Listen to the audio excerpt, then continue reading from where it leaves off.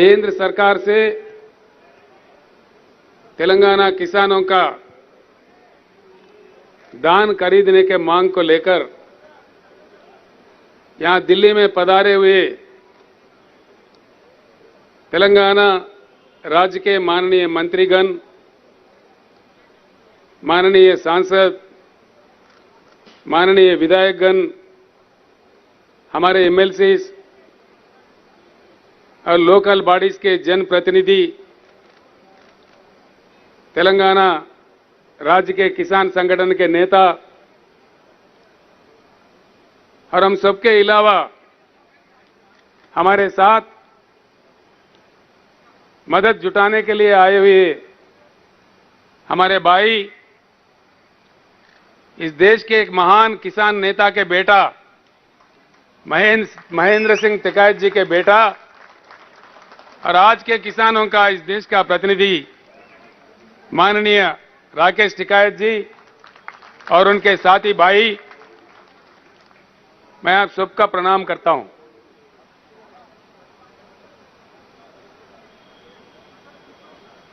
आज इतने दूर करीब 2000 किलोमीटर तेलंगाना राज्य के पूरे ही विधायक, पूरे ही मंत्री और किसान बंधु जो संगठन है उसके सारे ही प्रतिनिधि इतने कड़ी धूप में दिल्ली क्यों आए हैं?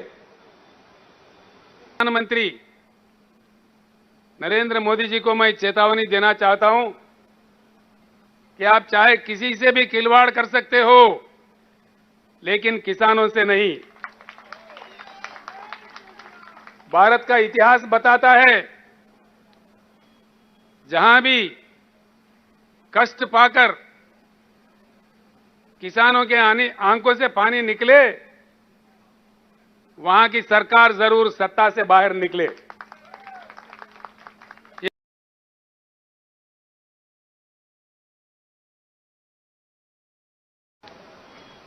जहां भी कष्ट पाकर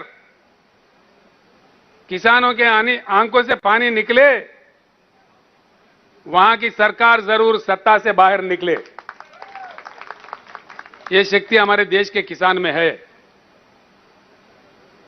सत्ता में कोई परमानेंट नहीं है, लेकिन जब आप सत्ता पे हो, उस नशा में होश खो जाके आप और आपके मंत्री दूसरे मंत्रियों के साथ, राज्यों के मंत्रियों के साथ, किसानों के साथ एक अपमानित रूप से व्यवहार करे, ये बिल्कुल हमें स्वीकार नहीं है।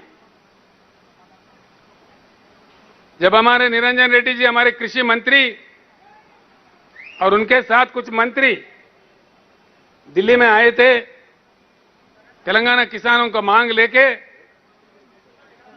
यहां के आपके मंत्री पीयूष गोयल साहब का जो व्यवहार था, बहुत ही बुरा था, बहुत ही अपमानित था। बेहतरीन चावल उगा के देश को अन्न देने वाले अन्नदाताओं को इस पीयूष गोयल जी ने कहा, भाई किनकी खिलाओ, किनकी खिलाओ, किनकी यानी के टूटा हुआ राइस के टुकड़े,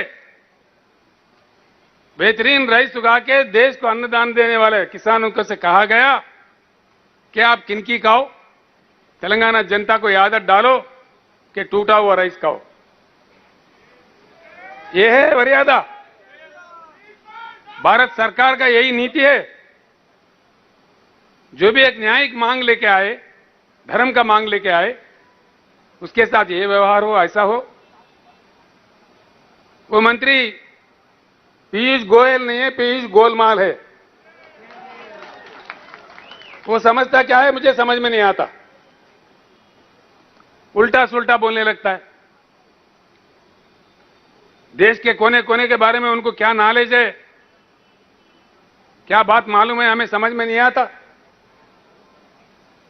हमारा तेलंगाना राज्य का एक अलग किस्सा है। हम अपने अलग राज्य थे, जबरदस्ती जबकि दिल्ली सरकार ने हमको आंध्र प्रदेश में मिला दिया। आंध्र प्रदेश में मिलने के बाद कई दुख हमें झेलने पड़े। जो प्रोजेक्ट हमारे लिए बनने थे वो बंद कर दिए गए। जो हमारे लिए शुरू किए गए थे कई दशकों तक उसको पेंडिंग रखा गया। किसान को ना नहर से बांध से पानी मिला, मजबूरन जमीन का पानी को ढूंढना पड़ा। आप हैरत करेंगे राकेश टिकैत जी, शायद ही तेलंगाना के मुकाबले में सारे देश में कहीं भी इतने बोरवेल नहीं होंगे।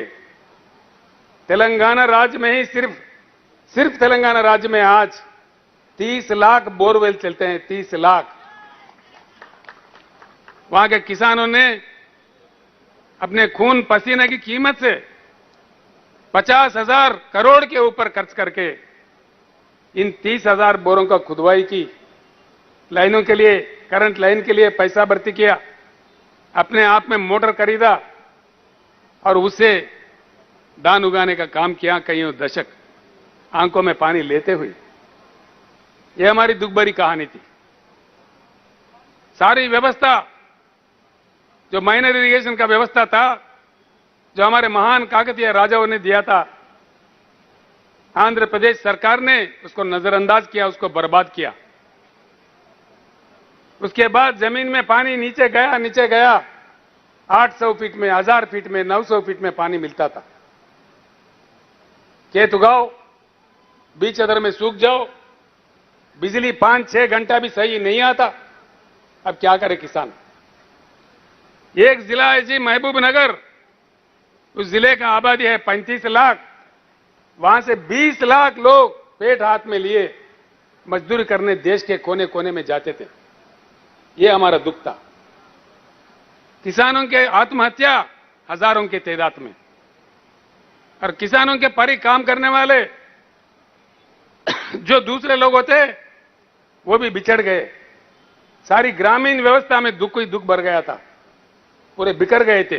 तेलंगाना समाज में एक जबरदस्त शोक, उससे लेके तेलंगाना जनता 1956 से लेके 6 दशक तक अलग राज्य का मांग करते रहे।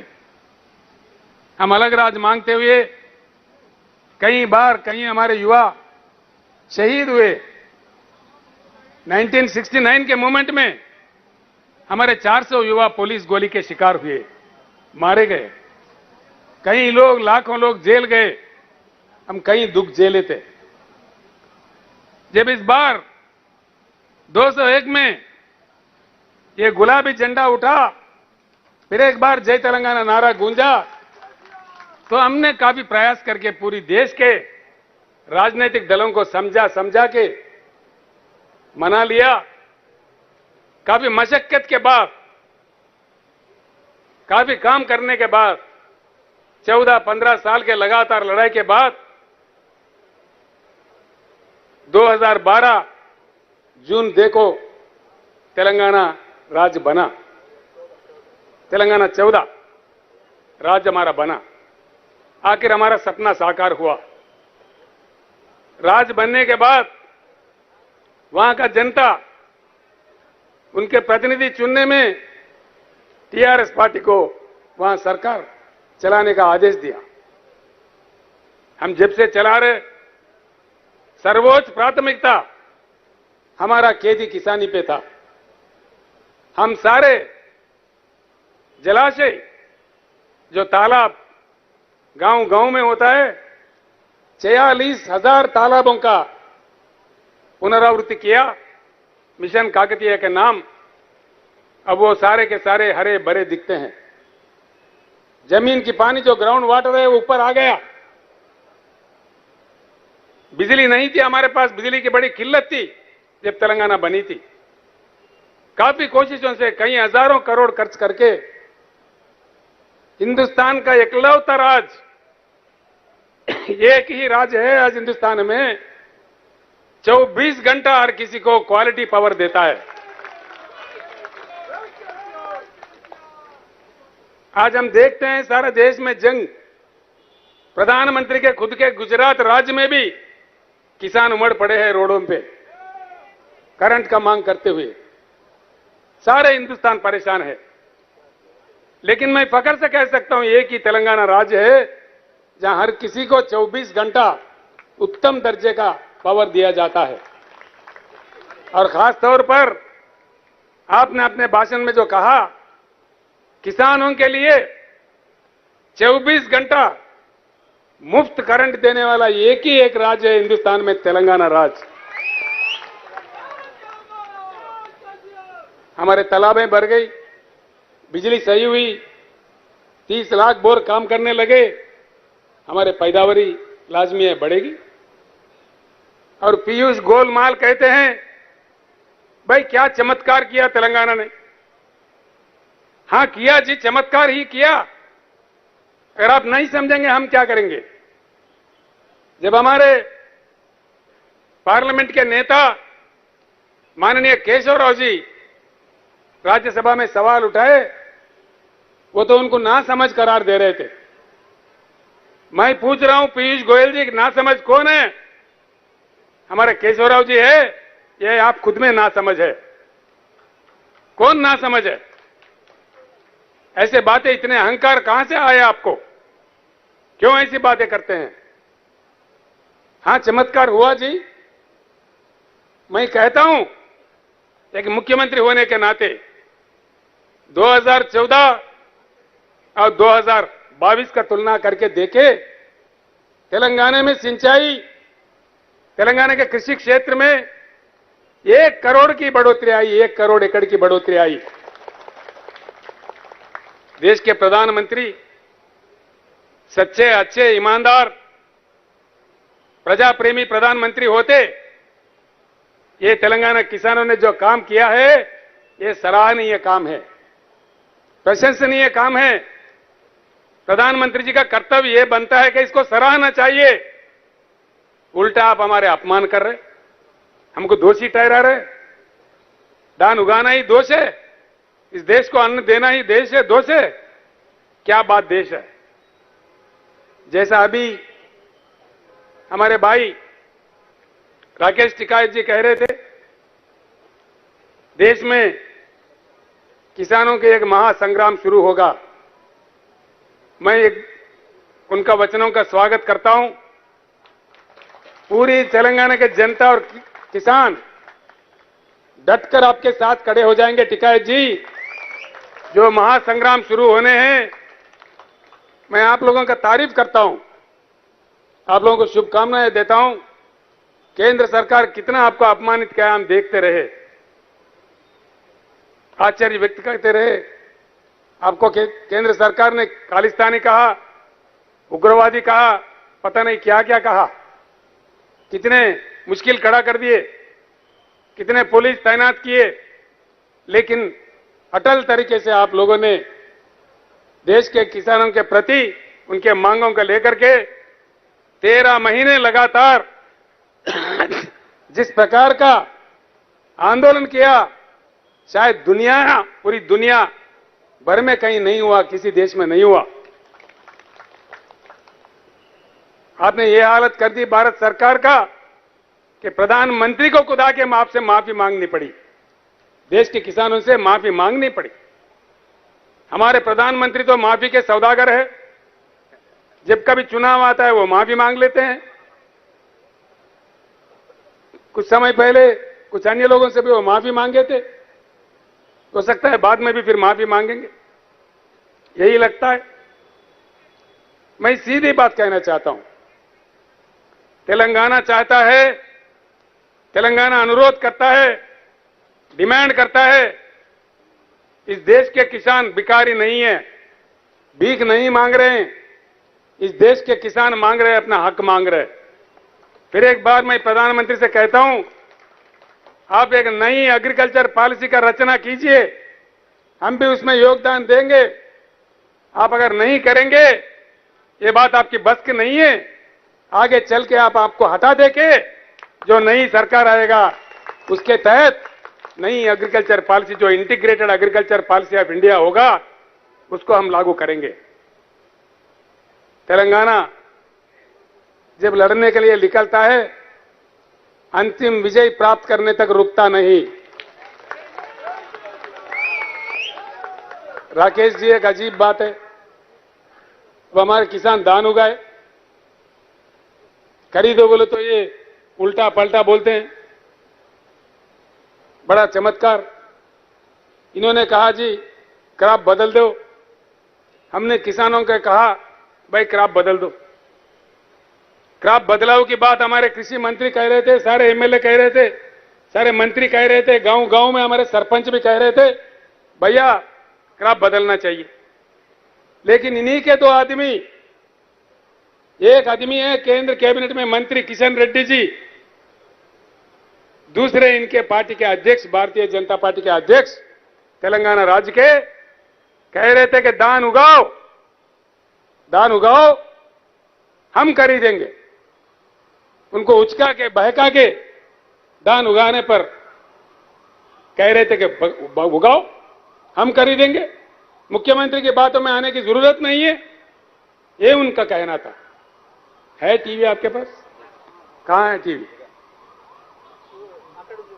उस राइस को, चावल को, पैडी को केंद्र सरकार के द्वारा खरीदने का सिलसिला चलता है। मैं कल यही बताया, जो एग्जिस्टिंग जो क्रॉप है, जितने भी वो वाइल्ड राइस हो, रा राइस हो, केंद्र सरकार पूरा भारत सरकार खरीदने वाले हैं।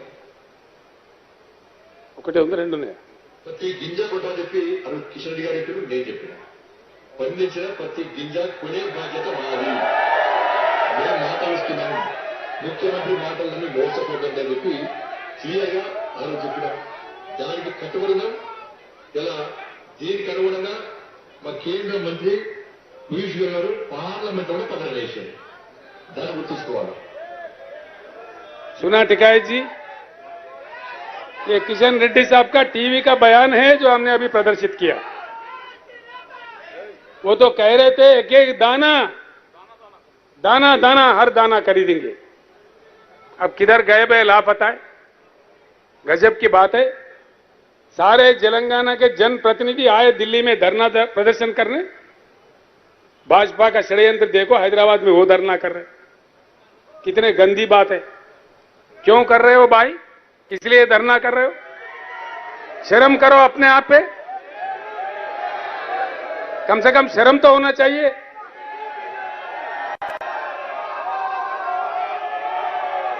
इतना बेशर्म भाजपा, इतना बेशर्म क्यों धरना कर रहा है बीजेपी? किस वास्ते धरना कर रहा है? मैं आज बताता हूं,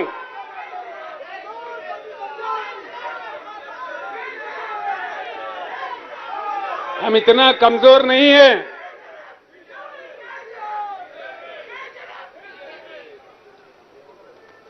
तेलंगाना सरकार इतना कमजोर भी नहीं है कि हमारे किसानों को गंगा में ढकाल देंगे। नहीं, ऐसा नहीं होगा। हमारे जान जाने पर भी ऐसा नहीं होने देंगे। बचा लेंगे हमारे किसानों को। लेकिन सारे देश को पता चले कि इनका व्यवहार कहां कहां क्या क्या चल रहा है, किसानों के साथ इनका व्यवहार क्या है। आपने सही कहा जी, बिल्कुल। आज का जो सरकार है षड्यंत्र वाला सरकार है, जनतंत्र वाला सरकार नहीं है। इतना बड़ा केंद्र का सरकार, इतने बड़े बड़े बातें करने वाले प्रधानमंत्री, तेलंगाना एक छोटा सा राज्य है, वहां के किसान का पैदावारी दान खरीदने के लिए केंद्र सरकार के पास या धन नहीं या नरेंद्र मोदी जी का मन नहीं। क्या नहीं? धन नहीं कि मन नहीं? तेलंगाना तो आपको वोट चाहिए, दान नहीं चाहिए। तेलंगाना से सीट चाहिए लेकिन दान नहीं चाहिए। यह आपका षड्यंत्र है या राजनीति है। जब आवाज उठा के मांग करे तो उल्टा आपके भाजपा को हैदराबाद में धरना पे बैठाए। शर्म करना चाहिए, शर्म होनी चाहिए। ये षड्यंत्र देश में आगे से नहीं चलेगा। हम जाएंगे जी, आज या कल निकल जाएंगे, इस समस्या का समाधान ढूंढेंगे, इसको निपटाएंगे। और बाज़ाब्ता आके बाकी दिल्ली में बैठ जाएंगे। इस सरकार का क्या क्या नीति है, आप जैसे कह रहे थे, सारे राजनेताओं को इकट्ठा करेंगे, जोड़ेंगे। इस देश के किसानों को जब तक संवैधानिक रक्षा नहीं मिली, जब तक एमएसपी संविधान में ना आए, तब तक हम बिल्कुल आखिरी बूंद खून तक भी हम लड़ते रहेंगे, लड़ाई जारी रहेगा। हम सारे लोग, राकेश टिकैत जी, हम सारे लोग आपके साथ होंगे।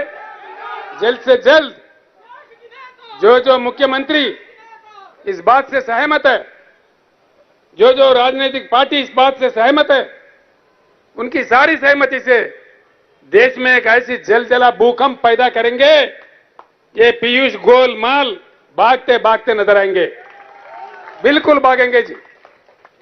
हमने बहुत देखा जी, बहुत बड़े बड़े हिटलर चले गए, नेपोलियन चले गए, मुसोलिनी चले गए, ये क्या बात है? क्या ये 1000 साल रूल करने के लिए तोड़ी है? कोई परमानेंट है क्या? इतना अहंकार क्यों? किनकी खाओ? मंत्रियों से कहते हैं कोई काम दाम नहीं है क्या? मंत्री क्यों आए? हफ्तों पर इनके दफ्तर में गए, वहां मंत्री लोगों को बिठा के 3-3 घंटा देर करके आते हैं ताकि ये चला जाए, उल्टा बदनाम उन पे लग जाए। यही इनका नीति है। सारे हमारे सांसद गए, सांसद के साथ भी यही व्यवहार। क्या ये चलेगा? ये नीति है, केंद्र सरकार चलाने का गंभीरता है, ये बात नहीं चलेगी। यही नहीं जी, कई अन्य बातें हैं जो हमारे दिल में है। सारे देश के जनता के दिल में जो आग है, हमारे दिल में भी वही आग है। ये आग फैल जाएगी, ये आग आपको खत्म करने तक नहीं छोड़ेगी। जो आप कर रहे हैं, इस सरकार का सीधी नीति है। मैं इस सारे हिंदुस्तान के किसानों भाइयों से भी कहता हूं, सरकार का नीति साफ है। ये पूरा किसान खेती कारपोरेटों के वश करना चाहता है।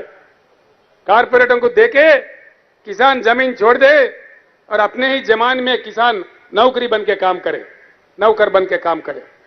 ये इनका नीति है। ये कहते हैं मीटर लगा दो। अभी आपने डिमांड किया किसानों को मुफ्त में मिलना चाहिए। उत्तर प्रदेश में ये हाल हो रहा जी। सरकार चुना, मोदी साहब ने बड़ी अच्छा तोहफा दिया। वहां पे तोहफा इतना है कि एक के जगह अगर 2 पशु खरीदेंगे वो कमर्शियल हो जाएंगे। मीटर लगाओ, खून चूसो। यह है तरीका देश चलाने का, किसानों के साथ खिलवाड़ करने का। ये नहीं चलेंगे। इसके अलावा भी जो भी इनके खिलाफ बोलते हैं उसका अपमान करना, उसका विरोध करना, जो विपक्षी नेता, विपक्षी दल होते हैं उनके पीछे सीबीआई लगाओ, ईडी लगाओ, इनकम टैक्स लगाओ। इनके पार्टी के अंदर सारे सत्य हरिश्चंद्र है। देखिए, इनके पार्टी के अंदर सारे के सारे सच्चा हरिश्चंद्र है या उनके भाई है। एक भी नेता खराब नहीं है जी। भाजपा के एक नेता के ऊपर भी ना ईडी जाता, ना सीबीआई जाता, ना खुद जाता। जहां भी कोई प्रश्न उठाते हैं, देखो ये लोग कहने लग जाते हैं जी। हर राज्य में इनका एक तमाशा बना हुआ है। चंद ही दिनों में मुख्यमंत्री को हम जेल भेजेंगे। हमने कहा आओ, दम है तो आओ। किसको कौन जेल भेजेगा? आ जाओ, दम है तो आ जाओ। हर किसी को, इनके छोटे मोटे कुत्ते राज्यों में भौंकने लगते हैं, मुख्यमंत्री को जेल भेजेंगे। हर राज्य में हर किसी के साथ। मैं साफ कहता हूं, देश आपको समझ चुका है। आपका जनतंत्र का राज्य नहीं है, आप लोग षड्यंत्र का राज चला रहे हैं। धीरे धीरे पूरा देश समझ गया है। अब देश चुप बैठने वाला नहीं है। तेलंगाना में हमने काफी कुछ कर लिया। भारत देश के लिए अभी काम करना है। हम निकल पड़े हैं। हम इतना, बाद में लास्ट में बोलो ना भाई। इधर हम बोल रहे, उधर आप बोल रहे, तो क्या चीज समझ। अरे बैठ जाओ।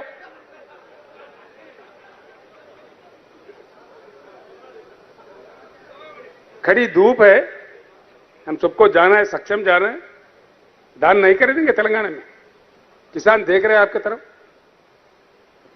नरेंद्र मोदी जी को, पीयूष गोयल जी को मैं दो हाथ जोड़ के प्रणाम करके तेलंगाना किसानों के तरफ से अनुरोध करता हूं, जैसे सारे जगह से धान खरीद रहे हो, तेलंगाना भी धान खरीदो। 24 घंटे हम इंतजार करेंगे, क्या आपसे कोई आदेश आएगा? 24 घंटे के बाद हम फैसला लेंगे। क्या करना है हमें मालूम है, जो करना है हम करेंगे। उसके साथ बस पीछे ही पीछे, आपके पीछे पड़ना है। वहां काम निपटा के अब हम निकल पड़ेंगे देश पे। अब देखिए क्या क्या होता है, बात कहां से कहां तक जाता है, किस प्रकार से ले जाया जाता है। काफी बातें हैं, अगर वो मैं बात करने लगूं तो कहेंगे भाई राजनीति करने आए कि दान लेके, दान का मुद्दा लेके आए।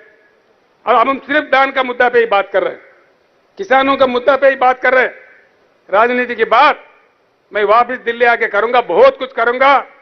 इनके क्या क्या षड्यंत्र है, इनके क्या क्या कथाएं हैं, सारे भांडा इनका फोड़ते हैं। किसके साथ किस प्रकार का व्यवहार इन्होंने कर रहा है, ये सारी बातें बड़ी बड़ी बातें हैं। हम वापस आके दिल्ली पूरे हमारे दोस्तों को, जो हमारे साथियों को बुला के बैठ के बात करके राष्ट्रपति चुनाव के बारे में बात करना है और इनके नीतियों के बारे में बात करना है। उन सारे चीजों का करते हैं। राकेश टिकैत जी को फिर एक बार मैं कहना चाहूंगा, आप तो लड़ते रहे, आपका पिताजी भी लड़ते रहे। जब मैं बहुत छोटा था,